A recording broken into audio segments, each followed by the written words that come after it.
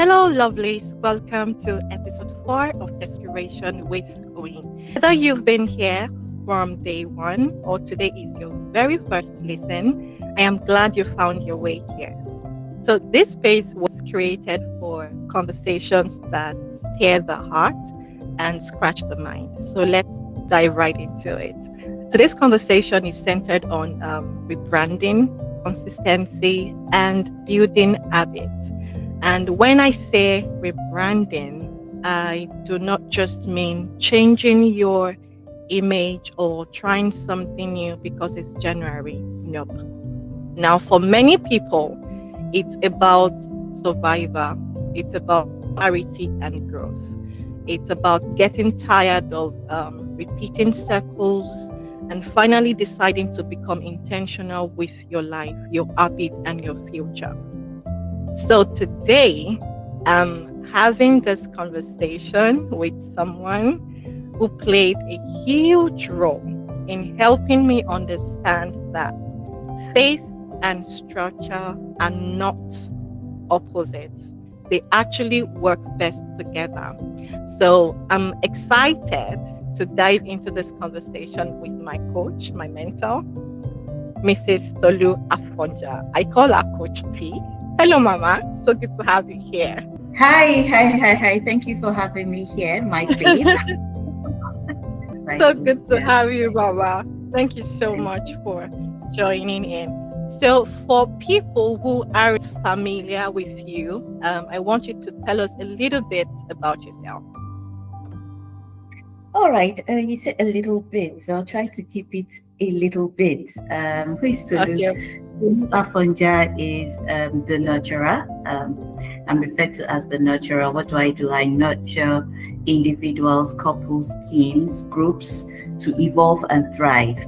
And when I say evolve and thrive, I mean in their lives, in their relationships, in their marriages, to be able to enjoy a fulfilling, satisfied life, especially with regards as well to optimizing their emotional well-being and their productivity, to being the best that they can be, that God has created them to be that masterpiece that they have been created to be. So that's just a little bit about me.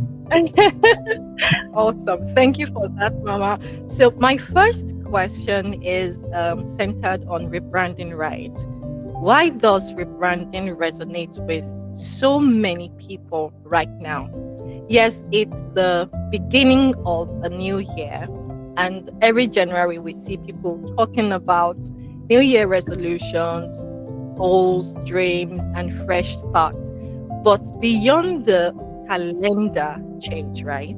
It feels deeper, like people are craving a reset, are craving clarity and direction. I remember my life before I signed up for Larry Olushola's life design and mapping program in 2021, right? And later the Evolve to Thrive, that which is STAMP program in 2022. So back then, I didn't really have structure. My mindset was, why plan when God can literally change the trajectory of my life at any time? So I didn't set goals. And even when I tried, I didn't follow through, right? I could still have a good year, but there was no intentional direction.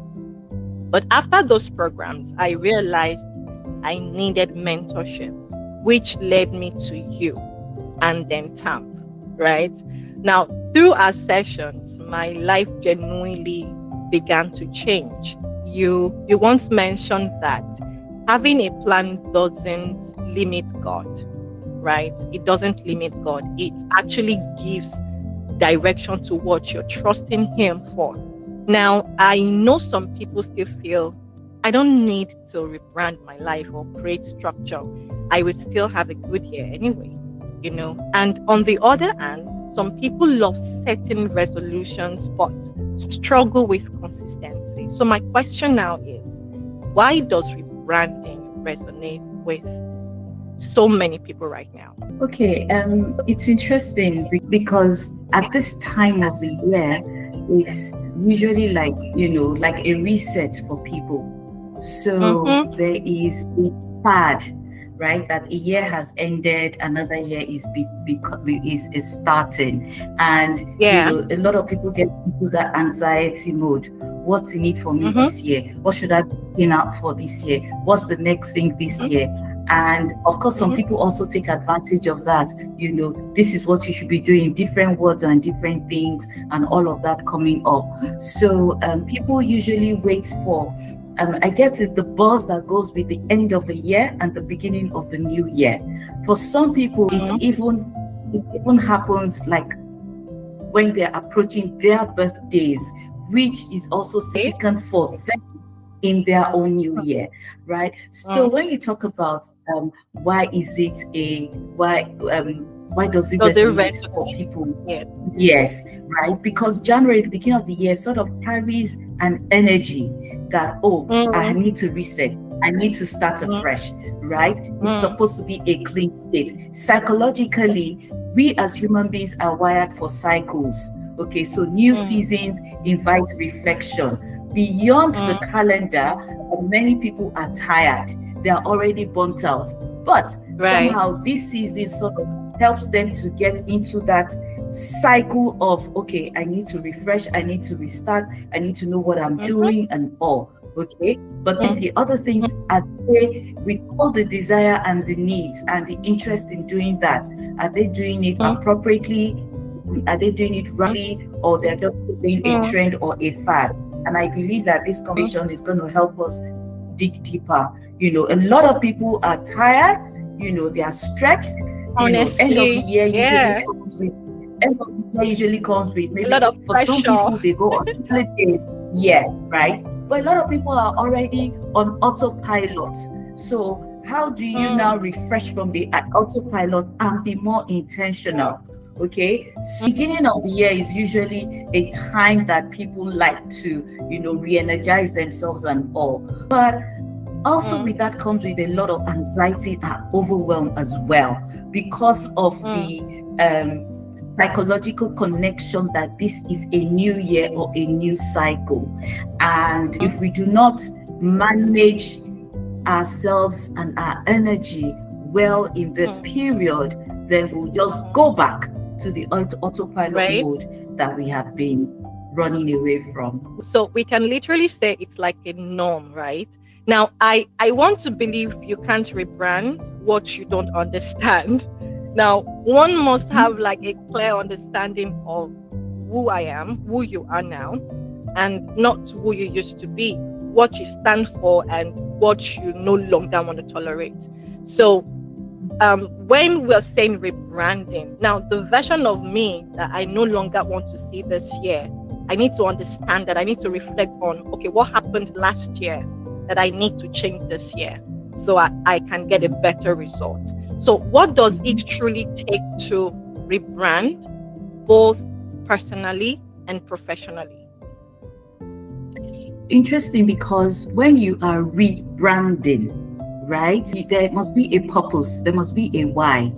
So why the rebranding? It's the assumption that there's already an existing brand and you want to Mm, change something, you want to yeah, tweak something. That yeah. is why you want to do a new phase, what will come out as branding. So to be able to do Mm, that, you have to first go back into what has happened before. mm, Reflection. True mm, reading starts with honesty before you now mm, strategize, before you now begin, mm, okay, this is where I'm going to. So you have to be mm, honest with yourself in the place of mm, reflection. What was my mm, past year? How have I been? What were the things I wanted to do that I did not do? What were the things I wanted to do that I achieved? What were the things that helped me to achieve those things? What were the things mm, that I did that helped me not to achieve the things I wanted to achieve? So it actually mm, takes courage to audit your life. So it starts with an audit. And that audit is, right, an mm, audit of your values, your identity, your capacity, the seat which you were in, your limitations, and a whole lot, right? mm, mm, And then it's now, and that audit comes with self-awareness and emotional maturity, because sometimes some things will show up, but you may be in denial. So until you're mm, able to reflect and capture all of that, then we can say, oh, now I need to rebrand. But rebrand into what? So you need to know what it is that you're looking out for yourself. You know, what is the outcome of this rebranding? What's it going to look like? What's it going to feel like? What is this version going to be? What are the things I want to, attracted to? Or what are the things I'm calling to my attention? So it requires clarity. It will require intentional alignment with what you have seen for yourself, and letting go. Sometimes it will have to go with letting go of things, whatever it is that you will need to let go, but be comfortable to let go. So rebranding will also come with having reflected, having done the audit, and now having a vision of what the outcome of this rebranding would look like. You now have to be intentional to get on that journey, whether and professionally, holistic for your life. Awesome. Now, Mama, a lot of people copy habits, right? A lot of people copy rebranding, and what they see online can actually make their decisions for them. Now, a lot of people see money routines, journaling, they see a lot of habits online. Now, how important is the why behind rebranding or habits or what we're copying? How can someone identify habits that actually align with their purpose? Because you mentioned purpose the other time. So how can we actually identify habits that align with our purpose instead of just trends? Now, you mentioned something about we need to know the why of rebranding, right? So how can we identify that? It's one thing you know the why, and you have an outlook with what the outcome would look like, right? And that is what you chunk downwards into. What are the habits? What are the things that you need to do?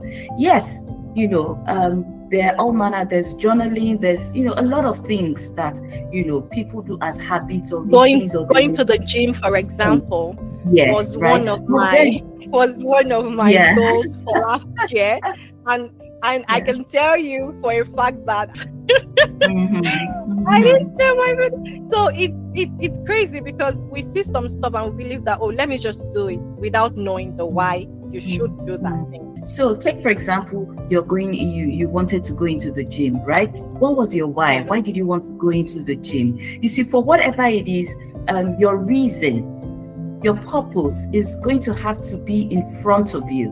It's like your vision, okay? It's not any other person's vision. So earlier today, for example, I was talking to someone about the fact that there are so many cars on the road, so many drivers, so many vehicles of different sizes, right? Sometimes you see some people that are driving on the road, that they're respecting road signs and all the road rules and regulations as a driver. But then there are some people that are driving recklessly, okay? Sometimes one is tempted to go car racing. You say you want to show one person on the road and all just because you want to prove. But one of the things is you're all on the road, but different destinations. Okay, right. You're all on a journey on the same road. For example, from point A to point B, from Bagada to Ikeja, as the case may be. But when you get to the Ikeja, there are so many destinations in Ikeja, right? And how you're going to get there and what you want to go and do there too is also different. Okay, so that's how it is. Everybody may be going to the gym, but why are they going to the gym? What are you going to do in the gym? For someone, it may be particularly about health and fitness. Yeah, I want to be fit. For someone, I want to get to a particular weight, right? For them, getting to the particular weight is their own measure. For someone's measure of fitness, it could be about their blood pressure. For another person's level of fitness, it will be about a muscle, whatever they want to do with their muscles, toning their muscles and strengthening. But everybody is in the gym. So why are you going to the gym? What is the final outcome going to look like for you? For someone, they want to have a waist of 28 inches. Another person wants to have a waist of 40 inches because that person is coming from 50 inches. So it's all different. And so that's what's going to guide you on what habits. So someone will go to the gym, one person is going twice in a day. Another person is going once a day. Some people are going 7 times a week. Some are just going 3 times a week, right? But is there a going? Yes. Are they all going to the gym? Yes, they are all going to the gym. So this tells that you must know what is driving you.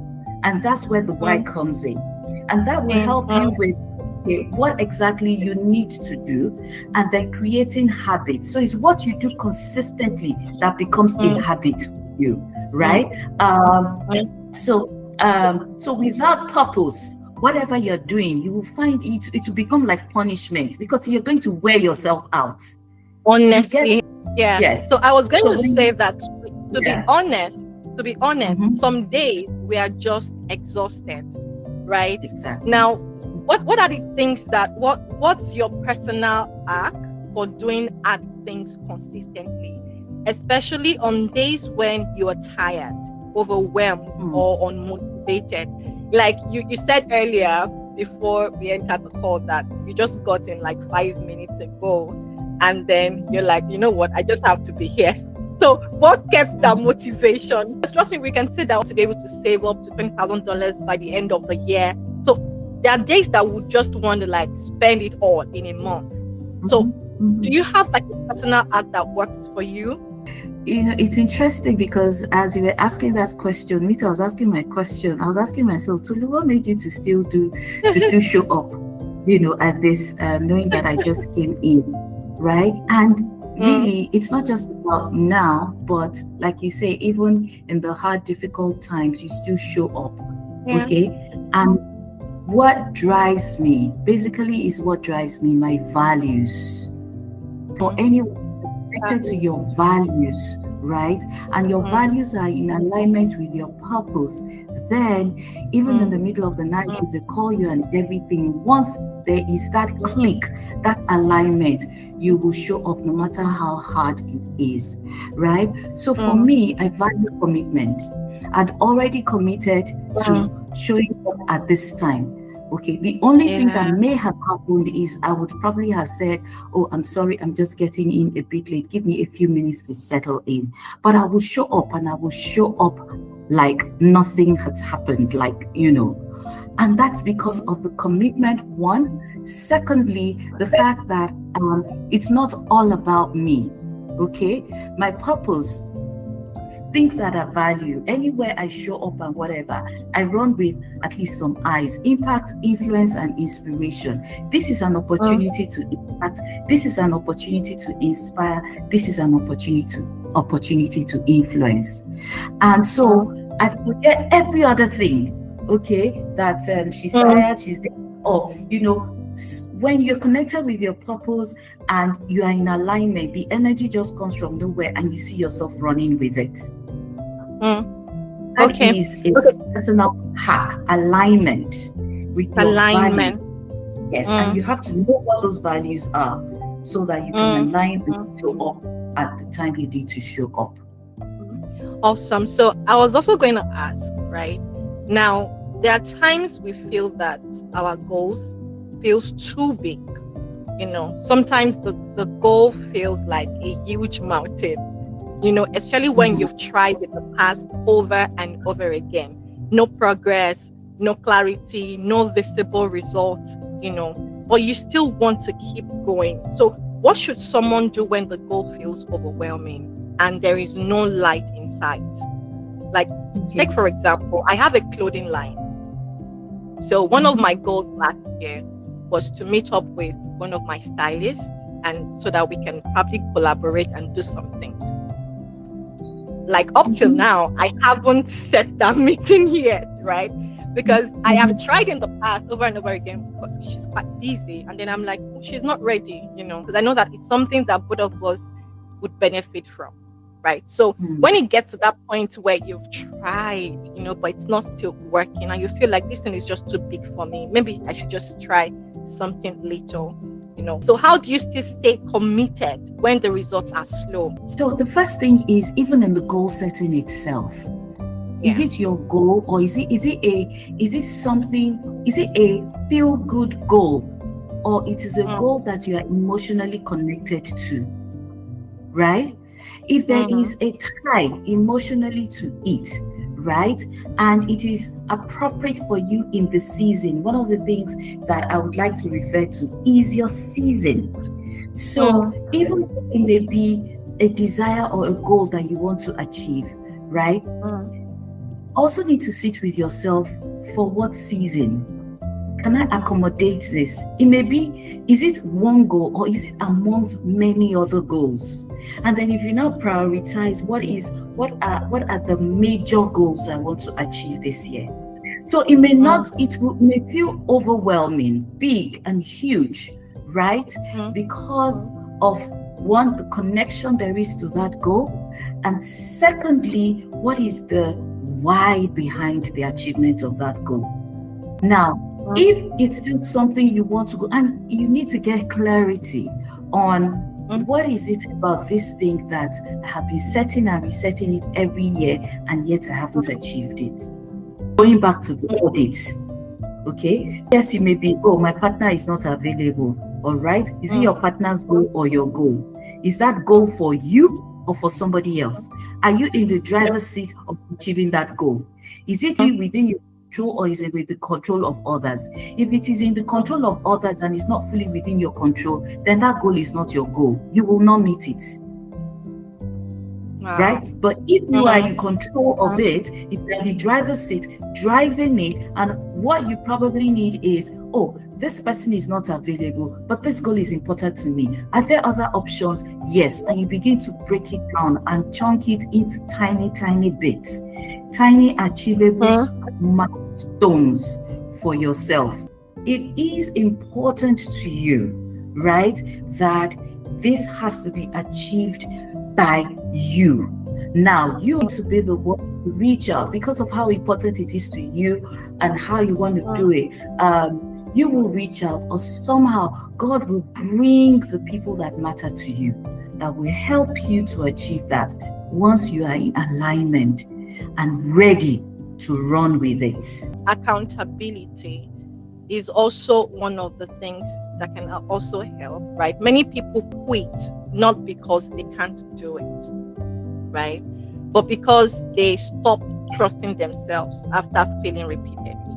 Now, how do I hold myself accountable without being harsh, so you don't fall short or lose trust in yourself again? Do you think being accountable to someone is very important when it comes to achieving our goals? How do you hold yourself accountable without being harsh, so one do not fall short or lose trust in? So accountability is important in the goal setting system, not just in setting the goals, but in achieving it, right?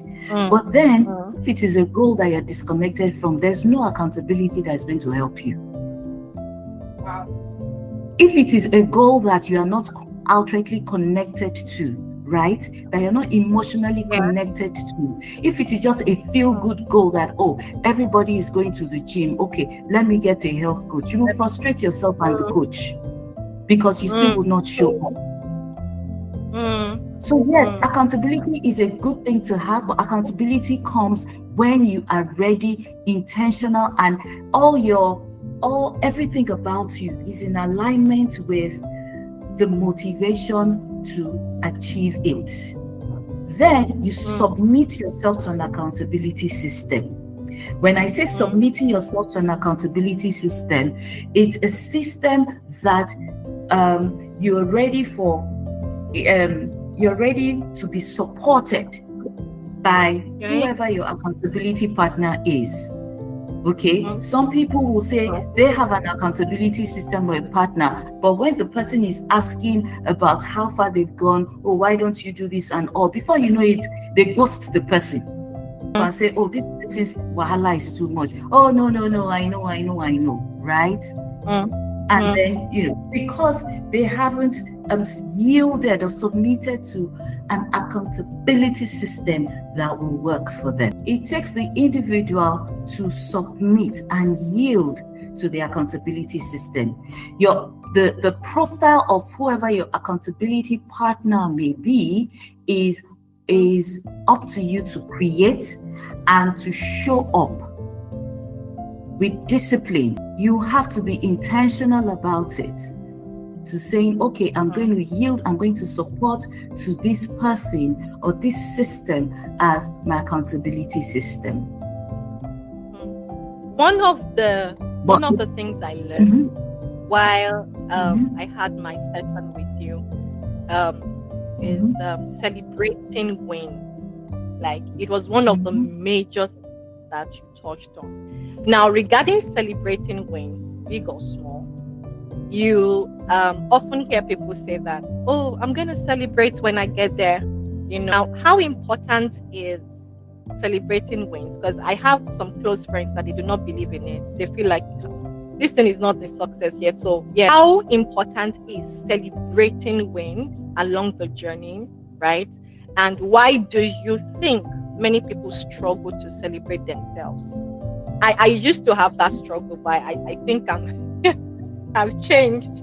So so why do you think many people struggle to celebrate themselves? I'm going to use also myself as an example. I was one that I didn't even know what it meant to celebrate wins in the first place. You know, it was like, just keep on going, no break.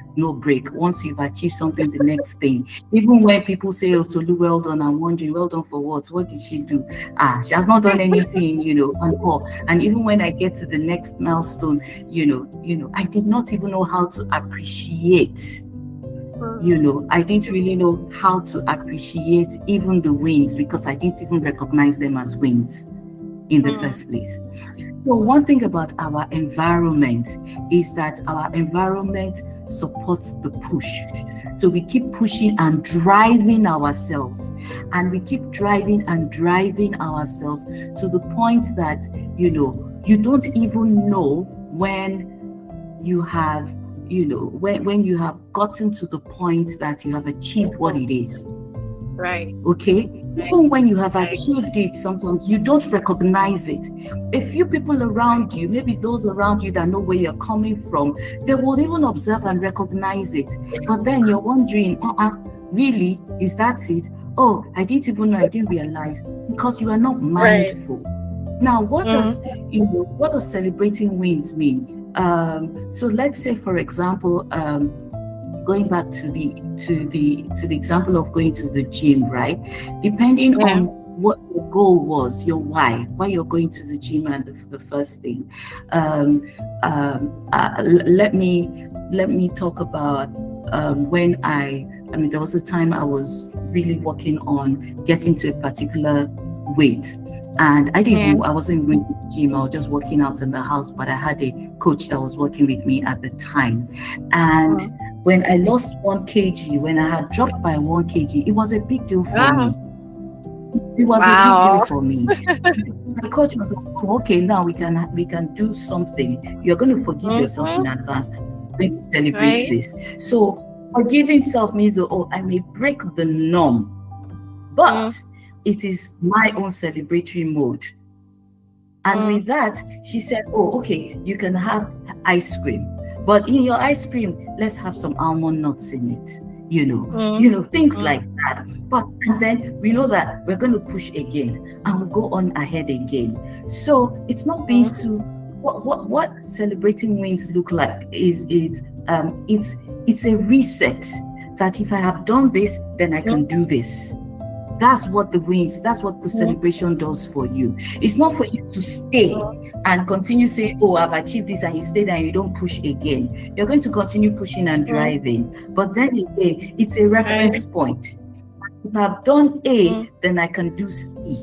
When you get to C, celebrate C. I've done A, I've done C. Now if I've done C, I got to the point of C. Now I can jump to a G. Okay, and from G, you move on forward and say, wow, I've done A, I've done C, I've done G. Now, if I've done G, you put it and celebrate yourself, but it is a motivation to now get to an S till you get to Z. That is, along the track, as the case may be for you, whatever it may be. So what celebrating wins does is a reset. It's also a thing of gratitude. What you are grateful for, you will, what you are grateful for. And this time you're grateful to yourself. that you were able to achieve that milestone. And from achieving that milestone becomes a reset and a reference point for you, that, okay, I've done this, now I can achieve this. And once I've achieved this level, stage 2, I can move on to stage 3. From stage 3, because, you probably did not know how it was going to move like that, the progress. You had an idea in terms of planning, but in terms of actually achieving it, sometimes you may even achieve before your dedicated timeline, or at about your dedicated timeline. But whatever it is, the fact that you have achieved it creates a reset, another new cycle for you, that I have done this, now I can push for that, and it becomes a reference point for you to keep going. Thank you so much for that, Mama. Now, speaking of rebranding again, now rebranding often attracts resistance. Now, especially from people who only know the old version of you, right? I have learned that when you start changing habits, when you start having a new mindset or a new identity, some people respond with, what's wrong with this one? They respond with mockery, not because you're wrong, right? But because your growth confronts their comfort. I don't know if you understand what I'm trying to say. Now, I used to be a spendthrift, right? When I became more intentional about my finances, discipline and overall growth. Now, some people questioned it. Some people would say, when you used to be a giver, but now you're not so stingy, So others just, they joked about it. But now rebranding isn't about pleasing status, right? It's about align with purpose, just like what you said earlier. So I would rather not argue with them, with naysayers, right? I just stay focused. But I know that some people struggle with this. I know that growth will always look strange to those who benefit from you, Now, my question is, how do you respond to naysayers or people who mock your new identity, your new growth? How do you respond to them? How can someone stay grounded when the people around them don't understand their transformation? You see, on this journey of transformation, you have to embrace letting go. Awesome. Some new people will come into your space, some people will go. On the journey of transformation, it calls for alignment. What is alignment with where you are going, right? What is not in alignment, you've got to let it out of your space. Now, when I say out of your space, because we are relating with human relationships, okay? Healthy boundaries. Become sayers. So they cannot understand what you have seen. They don't understand your why. You are the only one that has the vision. You are the one that has the purpose. You are the one that has seen, that has felt and is connected to where you see yourself going. If they cannot see it with you, if they are not able to come into your space to understand, then you would need to create healthy boundaries. And by that, it means that you are now educating them. You will now be the influencer, not them influencing you. You will now have to influence them in a way that, see, the person you knew before is no longer this person. So that they can now connect with you based on who you are now becoming. So, yes, they may use the word, Oyinkan is now stingy. Oh, you were not like this before. But somewhere, somehow, right, they will say, someone will say, come and meet Oyinkan. You see Oyinkan, you should know Oyinkan by now. She will not give you. She will tell you it's not in her budget for the month. You have educated them about this Oyinkan, right? You have educated them about this Oyinkan, and so they will know that there are some things that they cannot approach Oyinkan for, because they now understand the boundary. It's now up to them to want to keep the relationship or not. But for you, you would have to determine who you bring into your space and who you will not have, in your space or in your circle. You remember, when you look at relationships, you have different circles. So how close is your circle? The inner circle, the middle circle, the external circle, however the broad the circle may be. But how you rate them must be based on an alignment with where you see yourself going. Wow. Awesome. Thank you so much for that, Mama. Now, this conversation reminds us that rebranding isn't about becoming someone else, right? It's about becoming more intentional about what you are called to be, which means you identifying your value and the reason behind your rebranding, right? Now, if someone listening today, right, wants to rebrand their life this year, but feels overwhelmed, confused, or afraid of failing again, what is the first small but intentional step you would advise them to take? The first thing to do, intentional step, is first to do an audit, an honest audit. Audit. Good. Yes. Awesome. Woo! This has been amazing. Thank you so much, Mama, for coming around. I really do appreciate it. So if this episode blessed you, don't forget to share it with someone who is ready to stop starting over and start building. Until next time, stay intentional, stay consistent, and keep becoming. Bye for now.